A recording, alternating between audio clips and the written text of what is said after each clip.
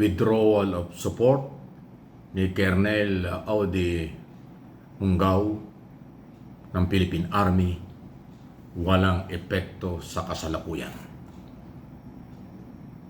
Kaya ako nasasabing walang epekto kasi ang pagdeklara ng moral ng suporta sa punong ekotibo dapat on the spot yan. May mga sumunod, dapat may naorganisa, dapat mayroong garawan ang kanilang suporta, pero until now wala. Ibig sabihin, walang epekto pero may malaking pananagutan yung kernel sa chain of command at policy at saligang batas ng ating Philippine Military. Ganun. Yung mga anti-Marcos na kilalang Duterte Camp, posibleng sila ay pinaniwalaan itong kernel na ito kaya nagsuporta napag-withdraw ng suporta. Pero wala namang silang suporta. Kasi yung one-time big rally na pinapanawagan ni Chavez Singson, until now, effect. Wala tayong nakitang galawan. Yung banta ng iba pang grupo na mag-rally sila, wala pa rin malaking suporta. So sa akin pong opinyon at analysis, walang epekto ang panawagan ni Chavez Singson, wala ring epekto ang desisyon nitong police, ng army kernel na ito. Malaki pa yung kanyang pananagutan. Ang pag-aaklas at pagpapatalsik sa isang presidente ay isang napakalaking hamon at kritikal na laban.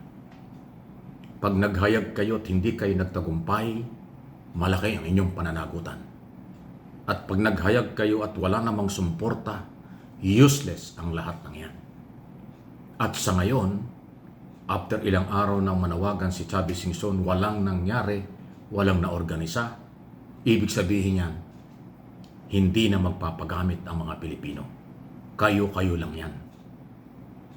Hindi sumasang-ayon ang majority ng Pilipino. Hindi sasang-ayon ang sandatahang lakas, nagsalita na, hindi talaga. At ang PNP. So mananatiling nakahang at malabo-malabo ang galaw. Pero ito ay pabor naman sa may iral na ating batas. Kasi ang pang-aagaw ay magbubunga ng kahirapan. Ang papapatalsik sa Pangulo ay labag sa batas. Ang pang-agaw ay papabor lang sa mga kapitalistang kakampi at politikong kakampi. Pero lalo lang maghihirap ang mahirap, lalo lang magiging kawawa ang wala. Kaya marunong na ang mga Pilipino sa ngayon sa akin pong interpretation sa nangyayari ito. Dahil hindi na sila ganong kadali na mahikayat at sumama. Marami nang natutunan. Matalino na ang mga Pilipino. Alam na nila ang mga galaw ng mga pangsarili o pangpolitika lang. Hindi katulad ng araw, 1-2 beses lang manawagan, may resulta. May manpower. May nangyayari. Ngayon, paulit-ulit na ang kailang panawagan. May kernel na nag-withdraw support, may mga politikong nag-ingay na, kaliwat kanan, effect. Ito ay good news pa rin para sa matitinong Pilipino. Good news pa rin ito para sa umiiral na demokrasya at kapangyarihan ng Estado na hindi basta dapat gibain, agawin kung sariling interest lang at political interest. Hindi interest ng mamamayan. Hindi interest ng nakakaraming Pilipino. Yan ang sitwasyon. Sa aking opinyon, hanggang dyan na lang yan. Lalo pa papalapit na po ang presidential election. 2 taon kalahati na lang ang Marcos administration. Bakit kailangan pang patalsikin? Bakit hindi sila makapaghintay? Bakit hindi kayo makapaghintay ng political exercise na naaayon sa ating saligang batas? Every 6 years, may presidential at vice presidential election. Sa Mayo ng 2028 ang eleksyon. Last quarter ng 2027, kampanya na, filing na ng Certificate of Candidacy.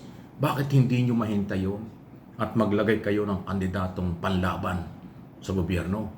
Yun ang tamang proseso.